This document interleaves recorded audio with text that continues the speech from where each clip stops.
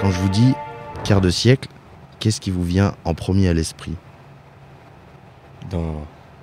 La vraie vie, là on est à un stade de notre vie où ça y est, faut commencer à réfléchir à quelque chose de sérieux, quoi. La jeunesse, on l'a toujours, mais la jeunesse, la vraie jeunesse, l'adolescence, c'est passé maintenant. On n'est plus des enfants, quoi. Ouais. Ouais, moi je vois ça comme le vrai passage à l'âge adulte, au-delà du fait de ne plus vivre chez ses parents, parce que ça c'est une première étape. Mais il y a aussi mentalement le moment où tu te dis, je suis vraiment un adulte. Enfin, en tout cas. Carrément, ouais. En tout cas, ouais. Pas pour tout, mais non, voilà, le moment où tu dépends de toi-même, en tout cas pour la plupart des gens de notre âge, je pense, pas pour tous. Mais... YB Voice. Bonjour, c'est Yannick, j'espère que vous allez bien. Aujourd'hui, j'ai le plaisir de vous présenter le documentaire Au son du micro, réalisé par moi-même, avec l'aide de Clémence Leproux pour la partie musicale, vidéo et montage, Corentin Micou. À travers ce documentaire, vous allez découvrir l'esprit qui se cache derrière chaque émission proposée par YB Voice, avec des invités qui se trouvent au coin de ma rue, là où je navigue, entre Lyon, Grenoble et Vorep. Dans les premières images, vous avez entendu Andrea Messonnier et Hugo Amand. Ce sont deux amis et à ce moment-là, nous étions en train d'enregistrer un podcast qui s'intitule Quart de siècle. Andrea, nano-influenceuse sur Instagram, était l'invitée de l'épisode 5 dans l'émission Être une femme, la suite. Cette émission est dans la continuité de la série documentaire Être une femme, une série de 4 épisodes sortis le 8 mars 2021. Hugo, quant à lui, est trompettiste. À la fin de ses études, il a décidé de venir à Lyon pour réaliser son rêve, vivre de la musique, sa passion. Pour un plaisir auditif et visuel, je lui ai proposé d'enregistrer une musique dans un lieu que j'admire à chaque fois que je me rends dans la capitale des Gaules, à Fourvière.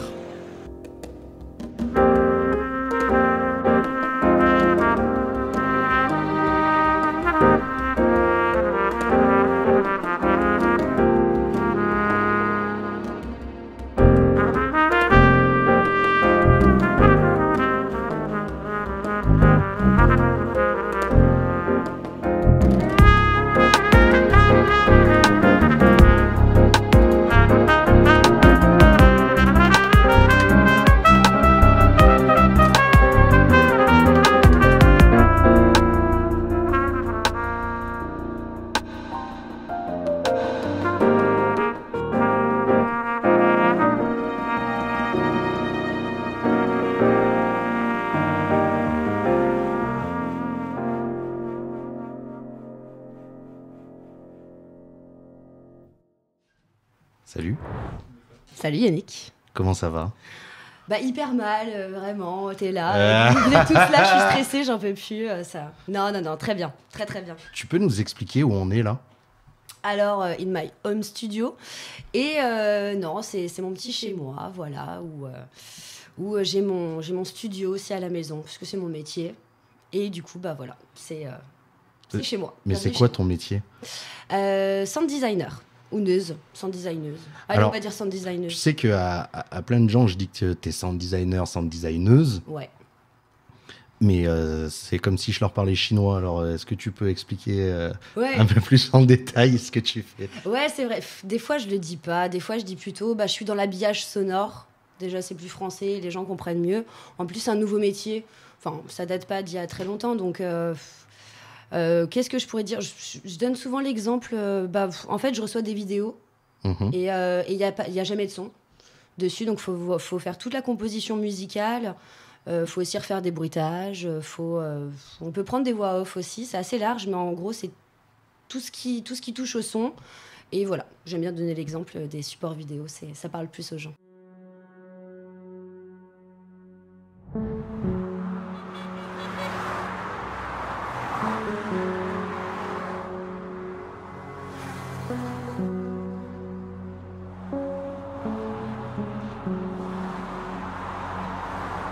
La musique de Clémence m'accompagne dans chacun de mes projets. Elle ne s'arrête jamais de travailler. Récemment, elle est entrée dans le monde des DJ techno sous le nom de Brume. Vous pouvez découvrir son parcours dans le premier épisode de l'émission Un moment convivial avec Marine Lacroix et Dominique Grégoire. Marine Elle est l'artiste qui réalise les illustrations que vous apercevez depuis le début de ce documentaire. Et Dominique, lui, c'est l'ancienne voix de Gerland. Pendant près de 20 ans, il a été la voix de l'Olympique Lyonnais au Stade Gerland. Il a connu même les 7 titres de champion de France de l'OL. Et il est également connu pour son activité artistique. C'est un artiste peintre sous le nom de Denomic. Additional time, 1 minute minimum. Là, je me retrouve à Gerland. Mais quelquefois, je le faisais, mais dans des fausses langues. T'es ici à Grenoble, là, on est posé où? On est posé là tranquillement en haut de la Bastille. Pour les Grenoblois, tout le monde sait ce que c'est. Pour ceux qui ne sont pas Grenoblois, c'est un peu le monument référence. Le Montmartre parisien. Ah ouais, c'est ça. Hein. C'est en altitude, 482 mètres, je crois. Je suis pas sûr de mes chiffres. Oula, alors je l'ai pas noté dans mes fiches, donc je vais pas m'aventurer. C'est bien, t'as bossé. Voilà, c'est la Bastille. C'est un ancien fort militaire qui surplombe en fait Grenoble. Et donc on peut y accéder grâce à un téléphérique qu'on appelle les Bulles, très sympa. Et on est dans un super restaurant sur une terrasse avec une vue magnifique, vue sur les montagnes enneigées de la Belle Donne. C'est très sympa de faire l'émission dans ce cadre-là. On est au 7e ciel de Grenoble. Écoute, allons au 7e ciel ensemble. Arthur, est-ce que tu peux présenter un peu ta station de radio? Tu bosses chez France Bleu Isère. Alors oui, France Bleu Isère. Je bosse chez France Bleu en fait. C'est pas France Bleu Isère en soi. Le Isère, c'est parce que c'est là où je vis, donc c'est ma locale de rattachement. C'est ta base. C'est ça, c'est ma base. Donc France Bleu, c'est une radio généraliste du groupe Radio France. Donc le groupe Radio France, c'est le groupe de radio audiovisuel français public en fait. C'est payé avec vos impôts. Voilà, c'est vous qui me payez, je vous remercie d'ailleurs. Non, c'est le service public. C'est un service public comme la CAF est un service public, comme enfin voilà. Et donc un groupe qui englobe 6 radios, 7 radios, faudrait que je les compte là, que je te les dise en direct. Approximativement, au pire je le mettrai en narration. On a exactement le nom. France Info, France Musique, France Culture, France Inter. France Inter qui est la plus connue, qui est d'ailleurs la radio la plus écoutée, et Move qui renaît un peu de ses cendres, qui est un peu le Skyrock public, sans pub en plus. Donc allez écouter Move. Et France Bleu qui est donc la radio locale de proximité, donc là qui joue un vrai service de public de proximité, puisqu'il y a 44 stations partout en France, qui sont des radios avec essentiellement de l'actualité locale en fait. C'est quand même la vocation principale, et de la proximité avec de la musique de variété, et puis il y a aussi de la nouveauté pop rock électro un peu globale. Ça reste de la musique assez généraliste. Quand je suis rentré en formation d'animateur radio, j'ignorais la charge de travail demandée. Comme l'a montré Arthur avec aisance, animateur radio, on essaie de vous parler d'un air naturel tout en écrivant à l'avance. Et même si on ne nous voit pas, un sourire ça s'entend et ça se ressent. Impossible de tricher. Le prochain invité est une personne très particulière à mes yeux. Il fait partie de mes amis d'enfance, on a grandi ensemble. Très bon sprinter sur 100 mètres, il vise, comme on dit dans son jargon, une perf au prochain championnat de France d'athlé. Alex a accepté de répondre à mes questions pour l'émission Aller au stade. Tu es dans l'émission qui s'appelle Aller au stade. Quand je te dis le mot stade, tu penses à quoi en premier? Pour moi, c'est un stade d'athlétisme, avant un stade de foot. Pourquoi un stade d'athlé? Parce que c'est le sport que je pratique depuis tout petit. Ouais. Et du coup, j'ai beaucoup donné et je consacre beaucoup de temps. Alors, pour expliquer aux auditrices et aux auditeurs, t'es un pote d'enfance à moi, donc je te connais. Je sais que ton premier sport, c'est le karaté. Ouais. Mais comment t'es arrivé à l'athlétisme? C'est horrible, le mot athlétisme. C'est compliqué à dire. Je pense que tu le sais, du coup. Ouais, mais il faut l'expliquer. Les gens qui écoutent ne le savent pas. Moi, je le sais. Donc, je vais voir si tu vas mentir. J'allais développer. Du coup, ça a commencé avec le karaté. J'ai commencé par le karaté tout petit. Ouais. Parce que du coup, c'est mes parents, tu vois, qui m'ont poussé à faire un art martial. Donc, j'ai fait du karaté jusqu'à mes 15 ans, je dirais. Ouais. Du coup, je suis allé jusqu'à la ceinture marron. Et entre-temps, j'ai commencé l'athlétisme vers 10-11 ans. En fait, à la suite des conseils d'un professeur, en fait, à l'école primaire, qui voyait en fait dans les cours de PS que je courais plus vite, que je sautais plus haut que les autres. Et donc, c'est comme ça que j'ai commencé. Et par la suite, je me suis consacré qu'à l'athlétisme parce que je faisais en fait le karaté et la clé, mais ça allait pas ensemble parce que je faisais du combat. Et du coup, j'arrivais des fois à l'entraînement avec des coups et c'était pas top pour les performances. Ouais. Moi, il y a un truc qui m'a marqué au collège. C'était... nous, on se connaît depuis la primaire et on savait déjà qu'en primaire, tu courais plus vite que les autres, tu sautais plus haut, comme tu l'as dit, juste avant. Mais est-ce que tu as fait de l'athlétisme parce que tu sentais que tu avais un potentiel ou tu aimais aussi ce sport déjà avant? Est-ce que tu le suivais avant? Non, je pense que j'ai commencé parce que je pensais que je pouvais avoir un potentiel, plus que je l'aimais. Enfin, j'aime ce sport, tu vois, mais je l'ai vraiment fait parce que je pensais que je pouvais avoir un potentiel là-dessus. Tu l'as eu. Moi, je me rappelle de tes premières courses, que ça soit locales, aux intercollèges, après que ça soit départemental, régional, tu finissais toujours premier. Tu avais conscience d'être vraiment en avance par rapport aux autres à cet âge-là? Avoir conscience, je dirais pas ça, parce que du coup, ça serait... c'est de pas être humble, je dirais. Tu vois, mais oui, je savais que je courais plus vite que certains, et ça, je le cache pas. Et ouais, si. Les premières disciplines que tu faisais, c'était que du 100 mètres ou il y en avait d'autres? Non, quand on est petit, en fait, parce que du coup, j'ai commencé petit, t'es obligé de toucher à tout à l'athlétisme. Du coup, tu faisais des sauts, des lancers, et même parfois des courses longues. J'ai fait des crosses avant de faire du sprint. Et c'est vraiment plus tard que je me suis spécialisé que dans le sprint.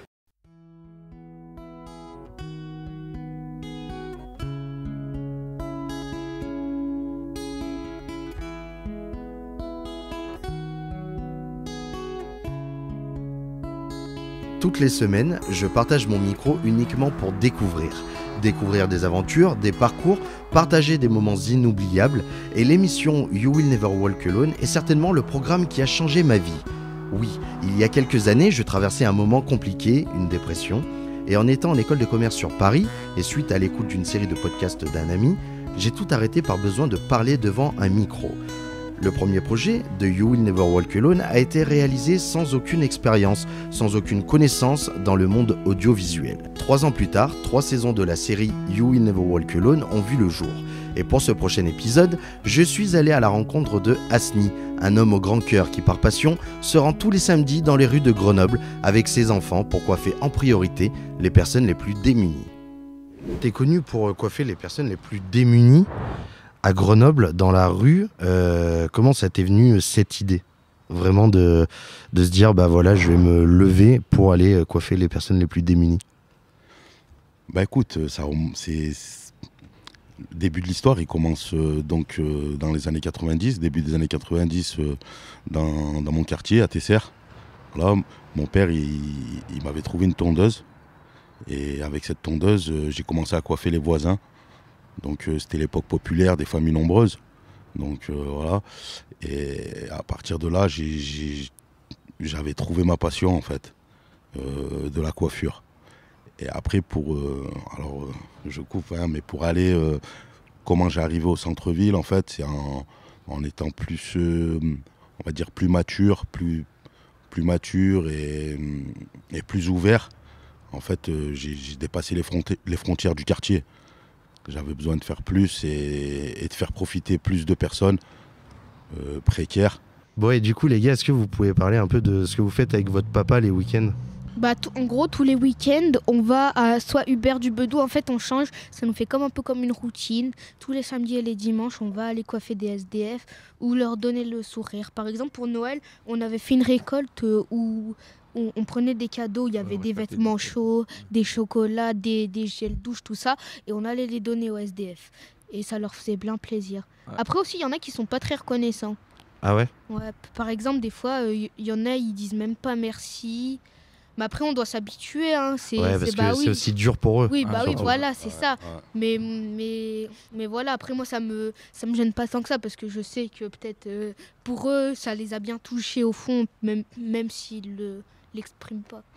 Et pour vous, c'est une habitude tous les week-ends d'aller avec votre papa voir des SDF ou c'est quelque chose qui vous marque à chaque fois que vous y allez? Non, au début, ça m'a marqué, mais après, on prend l'habitude. Hein. Après, on prend l'habitude, ouais, c'est comme il a dit, on prend l'habitude, on le fait ça plusieurs fois. Donc, les gens qui commencent à nous connaître, dans la rue, les gens ils nous reconnaissent.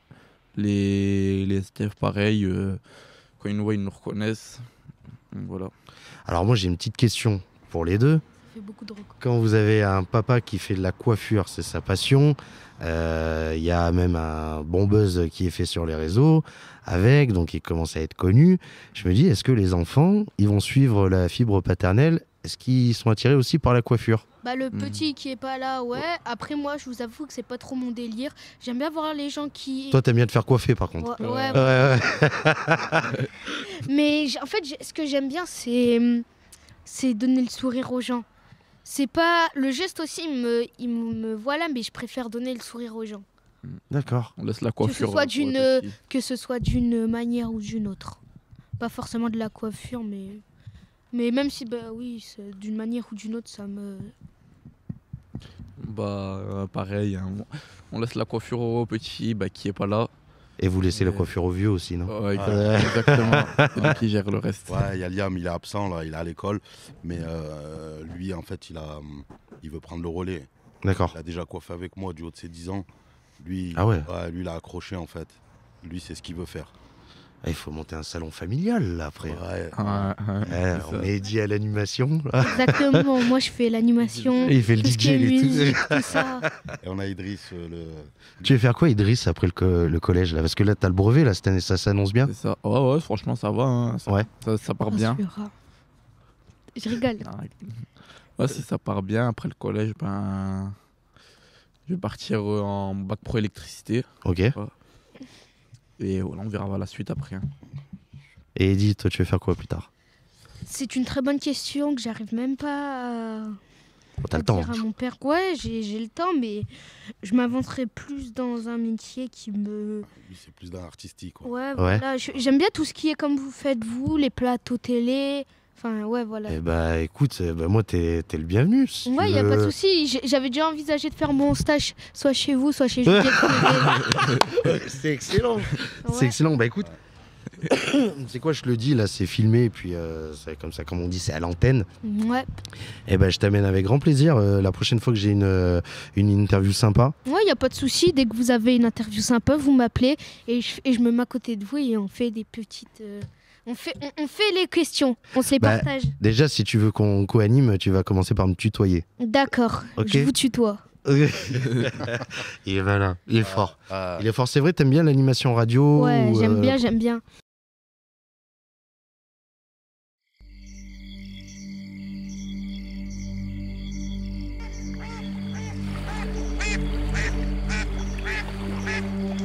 C'est la fin de ce documentaire. Dans quelques jours, vous pourrez retrouver l'intégralité des émissions. Pour ma part, je tiens à remercier toutes les personnes qui m'ont accompagné depuis juillet 2019 dans la réalisation de tous ces projets. L'aventure fut longue, mais belle. Merci à tous les invités. Il y a eu de belles rencontres, de belles aventures partagées. On dit souvent que les belles aventures ont une fin et qu'il serait peut-être temps de marquer la fin d'un cycle. Débrancher le temps d'un instant, découvrir un nouvel univers, une nouvelle aventure, une nouvelle vie.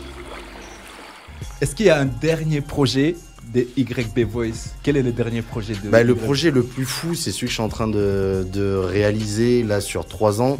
Je réalise une bande dessinée. Une bande dessinée. Ouais. Tu fais une... Alors non, je dessine pas parce que je dessine comme un pied, mais j'écris l'histoire. Et l'histoire, elle sera sur un peu tout mon entourage. Des petites anecdotes rigolotes de ce qu'on a vécu, mais il y aura toujours une petite pensée derrière. Et tu vois, pour la petite anecdote, j'ai eu l'idée de faire une bande dessinée. Ça s'est passé à l'école, là où on était à Studio M. Un jour, j'étais allé voir un match de foot avec une amie, puis après le match, elle m'avait présenté à une autre amie à elle qui faisait des illustrations.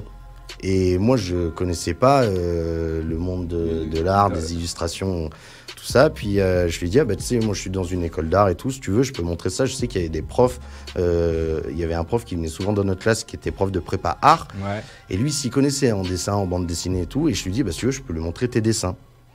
Et donc, elle me donne quelques dessins à lui montrer, je le montre au prof. Et le prof, là, je vois tellement passionné. Alors que c'était même pas pour moi qui me donnait les informations, c'était qu'après je l'ai transféré. Et puis il m'a transmis en fait sa passion en l'espace de 5 minutes. Et je me suis dit, en fait il y a quelque chose à faire. Et du coup, 2 ans après, j'ai commencé la réalisation d'une bande dessinée. Yes. Et à terme, ça sera un dessin animé. YB Voice.